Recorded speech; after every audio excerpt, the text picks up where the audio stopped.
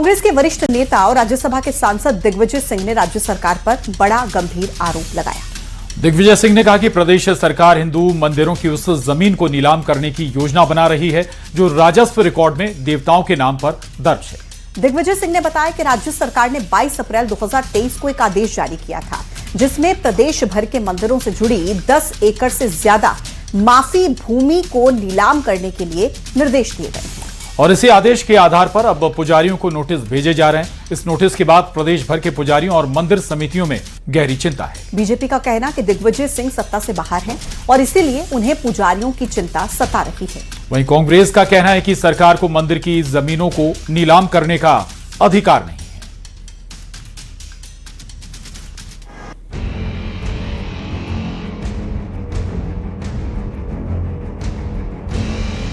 MP में दिग्विजय के बयान से सियासी गलियारों में एक नई चर्चा शुरू हो गई है। दरअसल कांग्रेस के वरिष्ठ नेता और राज्यसभा सांसद दिग्विजय सिंह ने राज्य सरकार पर बड़ा गंभीर आरोप लगाया है। दिग्विजय सिंह ने कहा कि प्रदेश सरकार हिंदू मंदिरों की उस जमीन को नीलाम करने की योजना बना रही है जो राजस्व रिकॉर्ड में देवी देवताओं के नाम दर्ज है।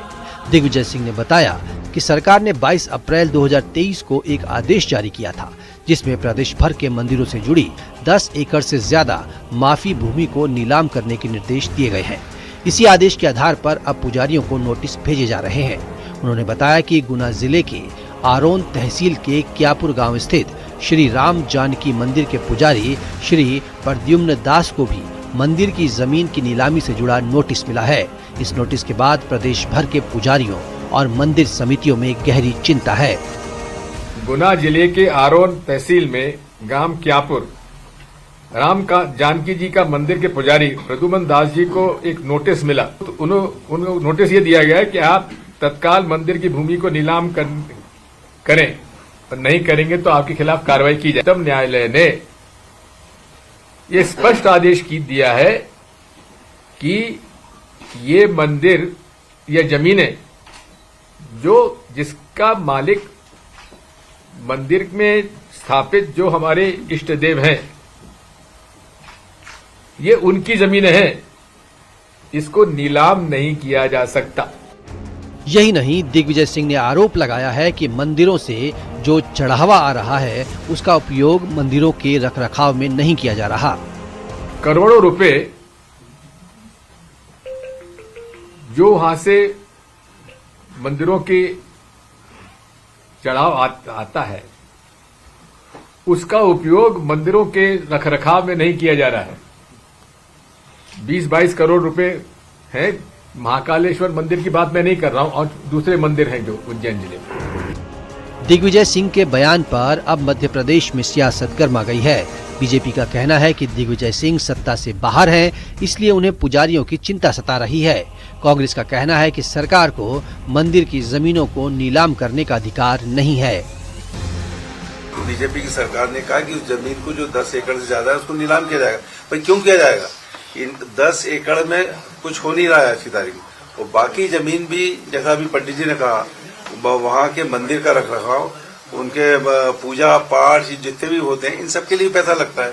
तो नीलाम करने का कहीं से भी इनको हक है नहीं और सुप्रीम कोर्ट ने भी इसका संज्ञान लिया है। सिंह जी आज जब सत्ता से बाहर है तो उनको मध्य प्रदेश के मंदिरों और मंदिरों की जमीनों की चिंता हो रही है, परंतु जब वो मध्य प्रदेश के मुख्यमंत्री हुआ करते थे तो उस समय मंदिरों की जमीन हो चाहे गोचर की जमीन हो 7.5% राजस्व को कम करके 2%, 2.5% करने का काम करने वाले दिग्विजय सिंह जी को आज चिंता हो रही, क्योंकि सरकार में आना चाहते हैं ना।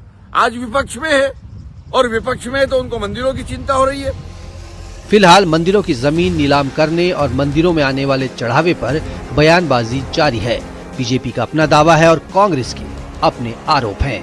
Bureau report, news 18।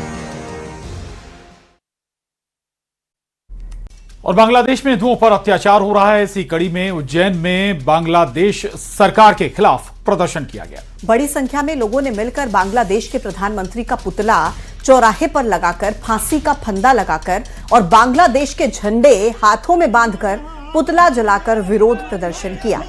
कल जबलपुर में विश्व हिंदू परिषद और संत समाज ने यह प्रदर्शन किया। सिहोरा में बड़ी संख्या में वीएचपी कार्यकर्ता और संत समाज के लोग पहुंचे। और जुलूस निकालकर बांग्लादेश के प्रधानमंत्री का पुतला दहन किया। उज्जैन और जबलपुर से ये तस्वीरें सामने आई हैं, जहां हिंदू संगठनों ने विरोध जताया है। बांग्लादेश के प्रधानमंत्री का पुतला दहन कर उज्जैन में नारेबाजी कर विरोध जताया गया, तो वहीं जबलपुर में बीते कल की तस्वीरें, जहां पर हिंदू संगठनों ने ये विरोध प्रदर्शन किया है। बांग्लादेश में हो रही हिंदू की हत्याओं को लेकर गुस्से में हिंदू संगठन और भारत में भी इसके खिलाफ जो गुस्सा। बांग्लादेश में हिंदुओं के खिलाफ हो रही हिंसा रुकने का नाम नहीं ले रही। बांग्लादेश में भीड़ ने एक और हिंदू युवक की पीट कर हत्या कर दी। घटना बांग्लादेश के राजबाड़ी की है, जहां पर भीड़ ने अमृत मंडल उर्फ सम्राट नाम के एक हिंदू युवक को पीट कर मार डाला। बांग्लादेश में हिंदुओं की हत्या का विरोध शुरू हो गया है और इससे पहले भी एक और हिंदू युवक की हत्या कर दी गई थी।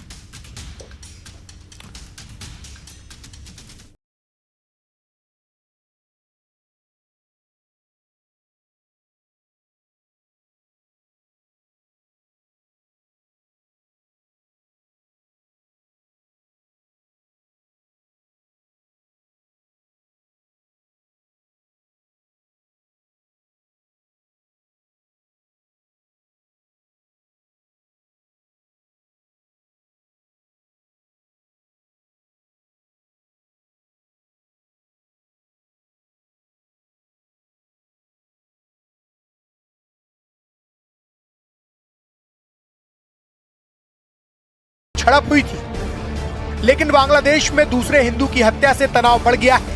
यूनुस सरकार की सफाई काम नहीं आ रही, क्योंकि बांग्लादेश में हालात काबू से बाहर हो चुके हैं।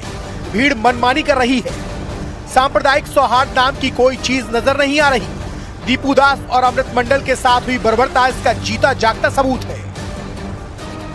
और इसलिए भारत में बांग्लादेश की यूनुस सरकार के खिलाफ गुस्सा बढ़ता जा रहा है। लगातार प्रदर्शन हो रहे हैं। बिहार के भागलपुर, हिमाचल के सोलन और मध्य प्रदेश के छतरपुर की ये तस्वीरें इसी गुस्से को दिखाती हैं।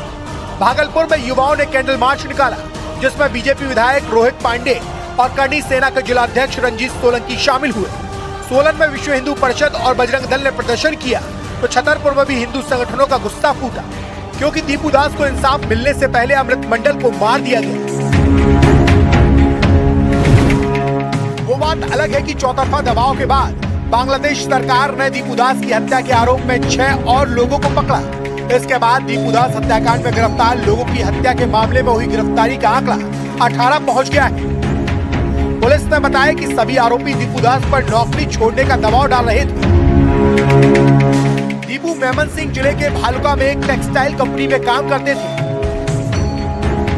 खबर है कि फैक्ट्री में अफवाह फैली थी कि दीपू ने ईश निंदा की है। फैक्ट्री के बाहर भी ये खबर पहुंच गई थी।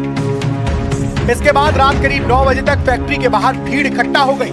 भीड़ अंदर घुसी और दीपू को खींचकर बाहर ले गई। लात, घूसों और डंडों से उसे पीटना शुरू कर दिया। उसके कपड़े फाड़ दिए।